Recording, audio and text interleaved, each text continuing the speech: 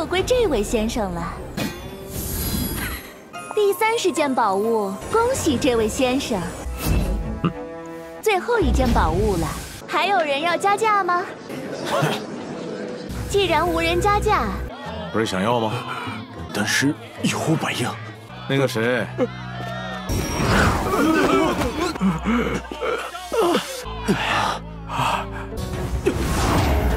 我迎新。Halo guys, balik lagi bersama Mimin from Zero.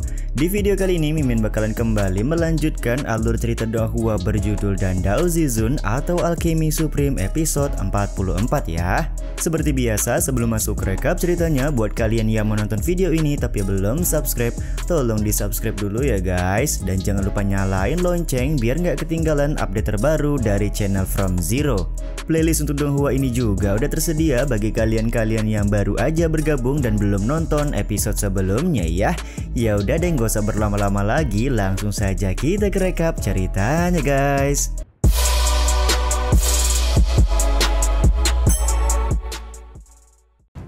Episode 44 masih dimulai dengan pelelangan yang sedang diadakan oleh Pavilion Lingbao.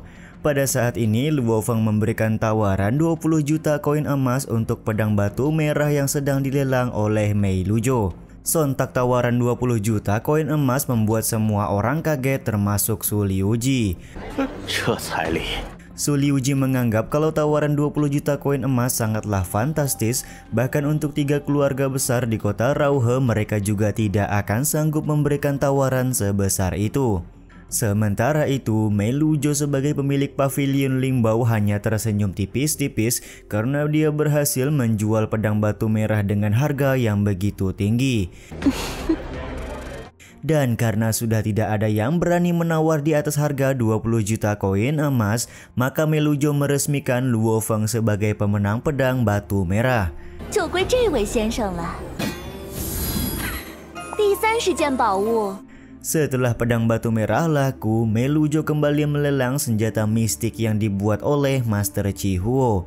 Bisa dibilang senjata mistik ini adalah senjata tingkat tinggi yang pernah dijual oleh Pavilion Lingbao. Tanpa keraguan, dari arah tamu undangan, Luo Feng kembali menawar dengan harga 20 juta koin emas. Tentu saja lagi dan lagi tawaran fantastis ini hanya membuat tamu undangan lelang yang lain menggeleng-gelengkan kepalanya saja.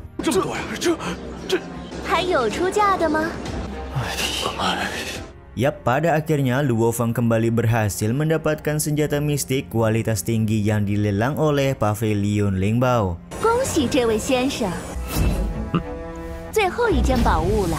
Tibalah saatnya Mei Lujo akan mengumumkan barang terakhir yang akan dilelang pada malam ini. Barang tersebut tidak lain dan tidak bukan adalah sebuah plakat batu yang berhubungan langsung dengan api surgawi langit legendaris. Mendengar kata api surgawi langit tentu saja membuat semua orang kaget karena ternyata api legendaris tersebut sudah lama sekali tidak terdengar keberadaannya. Di saat itu pula tanpa keraguan, Luo Feng langsung memberikan tawaran sebanyak 30 juta koin emas untuk plakat batu tersebut. Tanpa diduga, keluarga Han juga ikut dalam persaingan mendapatkan plakat batu dengan memberikan harga 31 juta koin emas. Tak menunggu lama dan tidak panjang lebar, Luo Feng kembali menaikkan tawaran pada angka 40 juta koin emas. 4000万金币。 Kembali mendengar tawaran yang begitu fantastis tentu saja membuat patriark keluarga Han sangat kesal. Di saat yang sama, Mei Lujo kembali bertanya apakah ada orang lain yang ingin memberikan tawaran di atas 40 juta koin emas.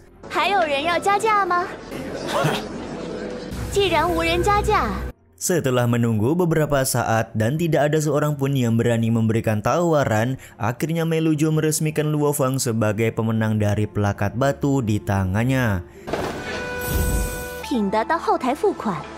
Dan yap, pelelangan malam ini juga resmi berakhir di mana Mei Lujo meminta semua tamu yang sudah mendapatkan harta lelang diharapkan untuk membayar tagihan. Sementara itu, keluarga Han sepertinya berniat melakukan sesuatu kepada Luo Feng karena dalam beberapa kesempatan Luo Feng selalu memberikan tawaran yang di luar nurul.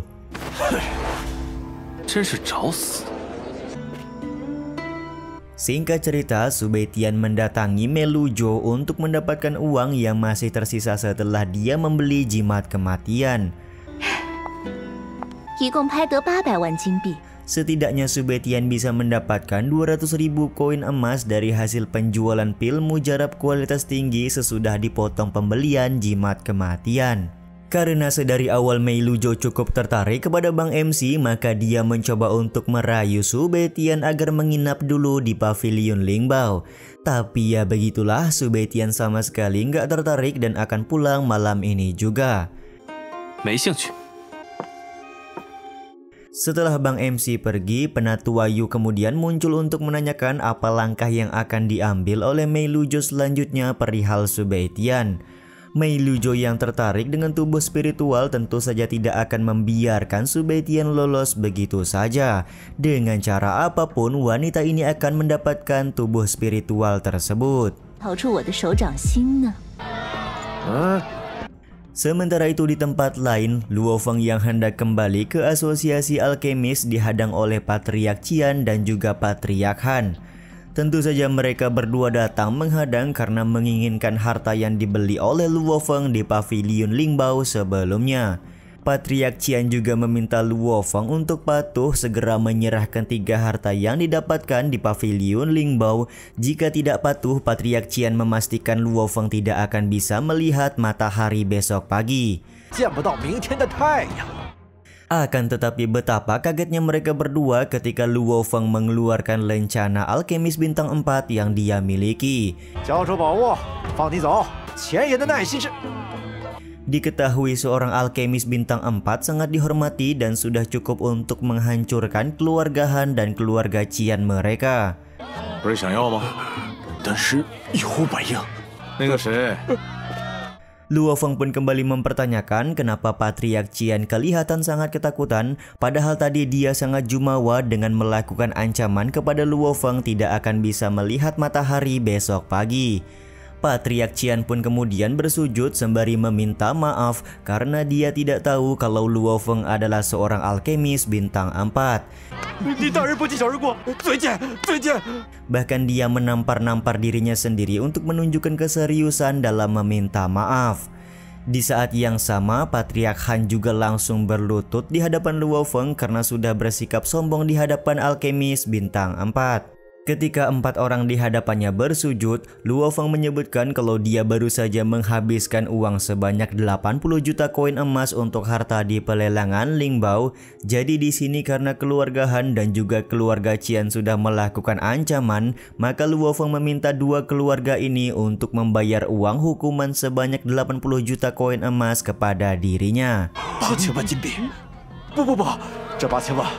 Jika 2 keluarga ini tidak bersedia memberikan uang tersebut, maka Luo Feng tidak akan segan-segan untuk menghancurkan keluarga Han dan keluarga Qian.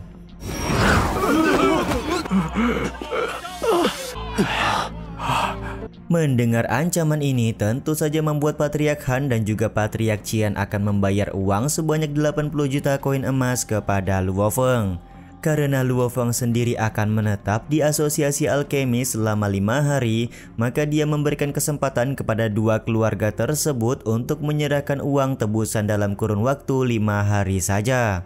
Setelah Luo Feng pergi, Patriark Qian dan Patriark Han mulai bingung bagaimana cara mereka bisa membayar uang sebanyak 80 juta koin emas kepada Luo Feng. Karena tidak punya pilihan lain, Patriark Han menyarankan agar mereka menjual beberapa harta terlebih dahulu barulah pergi menemui Luo Feng. Sementara itu, adik dari Patriark Han mempunyai sebuah saran, yaitu mereka harus mengambil paksa tambang biji besi milik keluarga Su. Setelah memiliki tambang biji besi tersebut, mereka bisa menjualnya dengan harga lebih dari 80 juta koin emas, maka dipastikan cukup untuk membayar uang kepada Luo Feng nantinya. Patriark Han sendiri cukup pesimis karena menurutnya merebut tambang biji besi tersebut tidak semudah yang diucapkan. Tapi karena kebetulan Su Liuji sedang berada di kota ini, maka mereka harus secepat mungkin menangkap Su Liuji terlebih dahulu, barulah memaksa dia untuk menyerahkan tambang biji besi tersebut. Patriark Qian sendiri meminta persoalan menangkap Su Liuji diserahkan kepadanya saja karena dia akan menyewa pembunuh bayaran untuk menangkap serta menyerahkan Su Liuji kepada keluarga Han nantinya. Singkat cerita, Su Liuji yang sedang berada di perjalanan pulang didatangi oleh seorang pembunuh bayaran yang diperintah oleh keluarga Qian. Pembunuh bayaran bertopeng ini tanpa ragu juga langsung melakukan serangan kepada ayah dari Bang MC kita karena tugasnya malam ini adalah untuk menangkap serta menyerahkan Su Liuji kepada keluarga Han.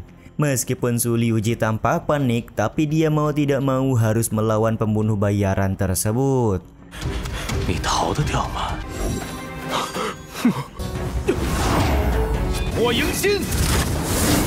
Baru aja mulai baku hantam, episode 44 ini berakhir ya guys. Tanggung ya kan, salahin aja studionya ya guys, selalu bikin tiap episodenya nanggung kayak gini. Haha. Jangan salahin Mimin ya guys, Mimin cuman buat alur cerita jadi ya nggak bisa berbuat banyak.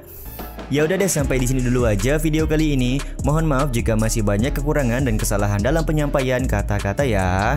Terima kasih untuk kalian yang udah pada nonton dan jangan lupa subscribe serta nyalain loncengnya ya guys. Mimin selaku penulis narasi, tukang voice over dan tukang edit video pamit undur diri. Salam hangat, see you in the next video. Bye bye guys, see you next week.